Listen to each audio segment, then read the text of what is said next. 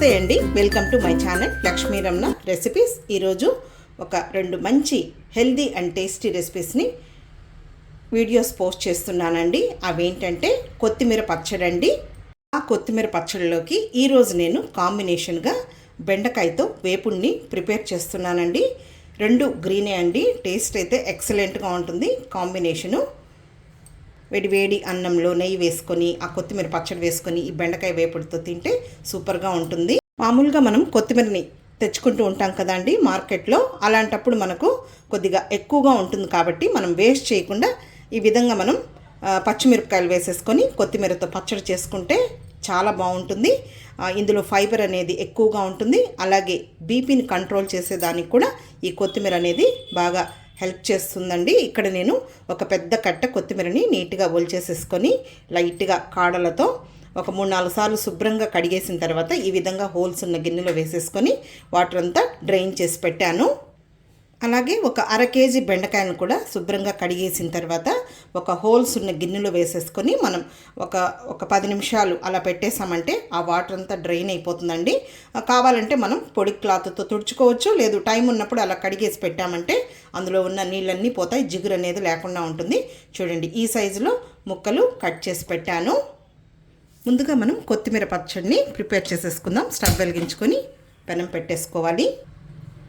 ఇప్పుడు ఇందులో 1 table spoon నూనె వేసుకోవాలి. ఈరోజు నేను పచ్చిమిరపకాయల కాంబినేషన్తో చేస్తున్నానండి. బాగుంటుంది. కొత్తిమీర పచ్చడిని కూడా మనం టమాటోలు వేసి చేసుకోవచ్చు, అలాగే ఏదైనా మినప్పప్పు అలా పప్పులు వేసుకొని చేసుకోవచ్చు. ఈరోజు అయితే నేను పచ్చిమిర్చి కాంబినేషన్తో చేస్తున్నాను. ఇక్కడ ఒక 8 పచ్చిమిరపకాయలను శుభ్రంగా కడిగేసుకున్న తర్వాత ఈ విధంగా తుంచి పెట్టుకున్నాను. ఇప్పుడు ఈ పచ్చిమిరపకాయ ముక్కల్ని వేసేసుకున్నాము. ఇప్పుడు మీడియం ఫ్లేమ్లోనే 1 నిమిషం ఫ్రై చేసుకోవాలి.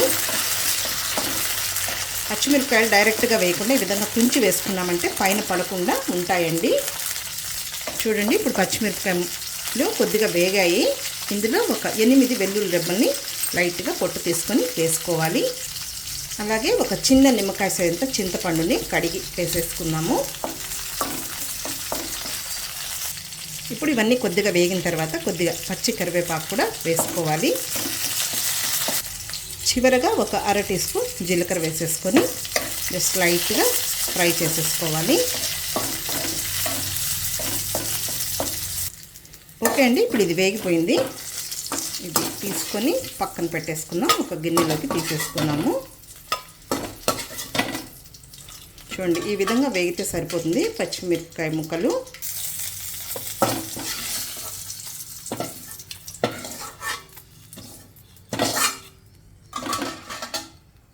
ఇప్పుడు ఇంకొద్దిగా నూనె వేసుకుందాం. మరి ఎక్కువేం అవసరం లేదు.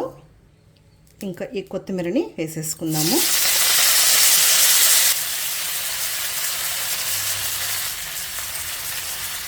ఇంకా మీడియం ఫ్లేమ్లోనే ఈ కొత్తిమీరని ఇలా కలుపుకుంటూ ఒక 2 నిమిషాలు ఫ్రై చేసుకుంటే సరిపోతుంది.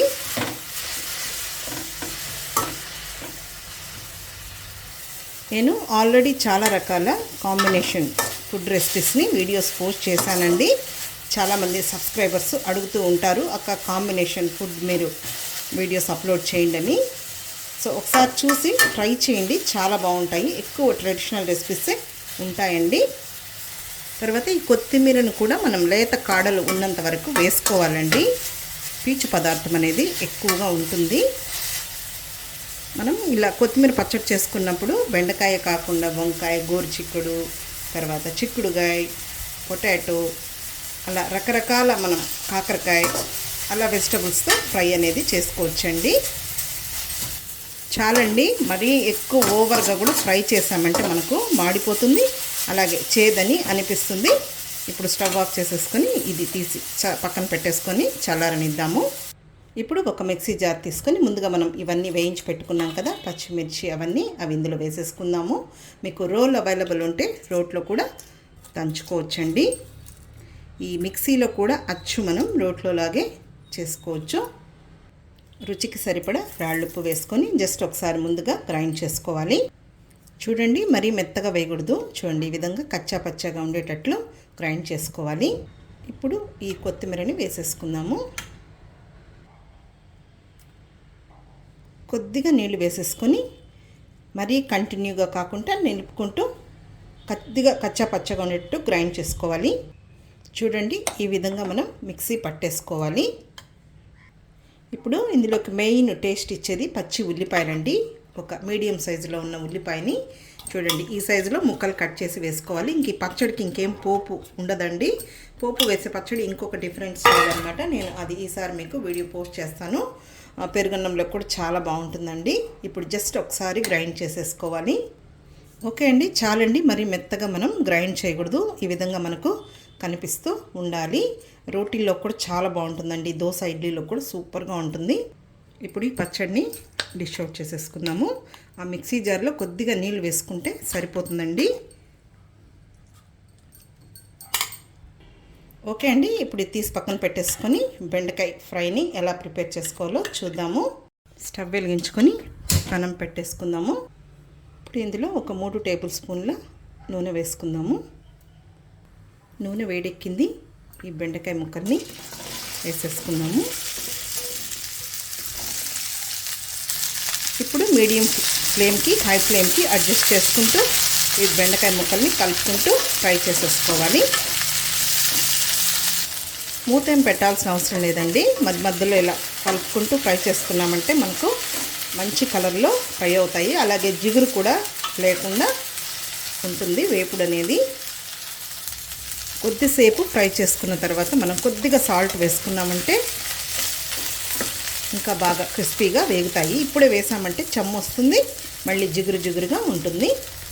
ఇప్పుడు కొద్దిగా సాల్ట్ వేసుకుందామండి. మళ్ళీ మనం కారం పొడి అవన్నీ వేస్తాం కదా, అప్పుడు వేసుకోవాలి. ఓకే అండి, చూద్దాము. చూడండి, బెండకాయ ముక్కలు వేగాయి, బాగా పొడి పొడిగా వచ్చాయండి, జిగురు లేకుండా. ఇప్పుడు ఇవన్నీ కూడా ఇలా పక్కకి సైడ్గా తీసేసుకున్నామంటే అందులో ఉన్న ఆయిల్ మధ్యలోకి వస్తుంది. ఆ బెండకాయ ముక్కల్లో ఆయిల్ ఉంది కాబట్టి చాలు మనకు. ఇప్పుడు ఇందులో ఒక 1/2 టీ స్పూన్ ఆవాలు, 1/2 టీ స్పూన్ మినపప్పు, 1/2 టీ స్పూన్ పచ్చిశనగపప్పు, కొద్దిగా జీలకర్ర. ఇంక ఇవి తీసి పక్కన పెట్టుకోకుండా ఇదే విధంగా డైరెక్ట్గా ప్యాన్లోనే చేసేసుకోవచ్చండి. నేనైతే ఇలాగే చేస్తాను. ఇంకా ఈ పోపు దినుసుల్ని ఫ్రై చేసేసుకోవాలి. పోపు దినుసులు వేగాయి. ఇప్పుడు ఇందులో ఒక 2 ఎండుమిరపకాయని తుంచి వేసేసుకుందాము. మామూలుగా ఆయిల్లో కొద్దిగా ఆయిల్ వేసుకొని డీప్ ఫ్రై చేసుకొని పల్లీలతో కూడా నేను బెండకాయ వేపుడిని ఫ్రై చేశానండి. అది కూడా వీడియో పోస్ట్ చేస్తున్నాను, ఒకసారి చూడండి, అది కూడా బాగుంటుంది. చూడండి, ఇప్పుడు ఇది ఎండుమిరపకాయలు కూడా వేగిపోయింది. ఇప్పుడు ఒక మీడియం సైజులో ఉన్న ఉల్లిపాయని కొంచెం చిన్న ముక్కలుగా కట్ చేసి వేసుకోవాలి. కొద్దిగా కరివేపాకు వేసేసుకొని ఇంకా ఇదంతా కూడా కలిపేసేసుకొని ఫ్రై చేసుకున్నామంటే మనకు ఉల్లిపాయ ముక్కలు వేగిపోతాయి, అలాగే బెండకాయ ముక్కలు కూడా కరెక్ట్గా వేగిపోతాయి. చూడండి, ఇప్పుడు ఉల్లిపాయ ముక్కలు కూడా కరెక్ట్గా వేగాయి. మంచి కాంబినేషన్ అండి బెండకాయలో మనం ఇలా ఉల్లిపాయ వేసుకొని ఫ్రై చేసుకుంటే. ఇప్పుడు ఇందులో ఒక 5-6 వెల్లుల్లి రెబ్బల్ని లైట్గా పొట్టు తీసుకొని కచ్చా పచ్చగా దంచి వేసుకోవాలి. వెల్లుల్లి మంచి ఫ్లేవర్ అండి వేపుడికి. 1/4 టీ స్పూన్ పసుపు పొడి వేసుకోవాలి. మనం బెండకాయ వేపుడు కానీ ఆకుకూర వేపుడు కానీ ఫ్రై చేసుకునేటప్పుడు కొద్దిగా ఎక్కువ క్వాంటిటీతో చేసుకోవాలి. చూడండి, ఇప్పుడు ఎంత తక్కువైందో. 1 నిమిషం పాటు ఫ్రై చేసుకోవాలండి వెల్లుల్లి వేసిన తర్వాత, ఫ్లేవర్ బాగుంటుంది. చాలండి. ఇప్పుడు ఇందులో మనం స్పైసెస్ని వేసుకుందాము. 1/2 టీ స్పూన్ కారం పొడి, 1/4 టీ స్పూన్ ధనియాల పొడి. ఇది పప్పుల పొడి అండి.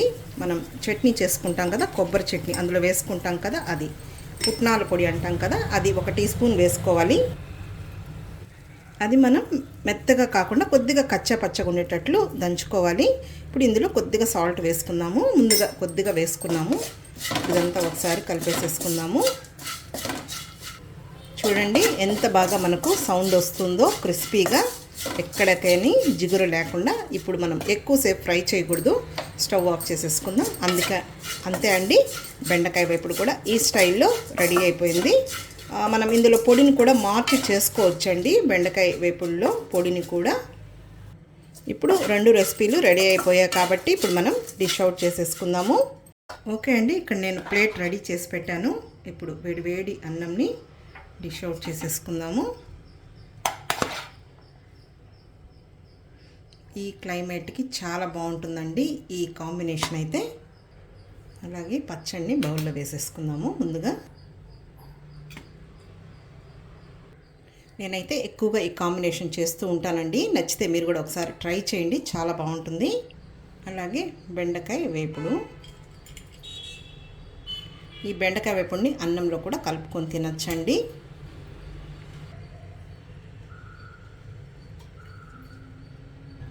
అంతే అండి, చూసారు కదా. ఇప్పుడు నేను కొద్దిగా ఈ కొత్తిమీర పచ్చడిని వేసుకుంటున్నాను. అలాగే కొద్దిగా నెయ్యి. ఈ విధంగా మనం చేసేసుకొని కాంబినేషన్గా వేడి అన్నంతో తింటే చాలా బాగుంటుందండి. కాబట్టి మీరు కూడా ఒకసారి తప్పకుండా ట్రై చేయండి. ఈ వీడియో మీకు నచ్చినట్లయితే నా యూట్యూబ్ ఛానల్ లక్ష్మీ రమణ రెసిపీస్ని కొత్తగా చూస్తున్నవారైతే నా ఛానల్ని తప్పకుండా సబ్స్క్రైబ్ చేసుకోండి. నచ్చితే లైక్ చేయండి, షేర్ చేయండి. ఇంకొక మంచి వీడియోతో మళ్ళీ కలుద్దాం. నమస్తే అండి.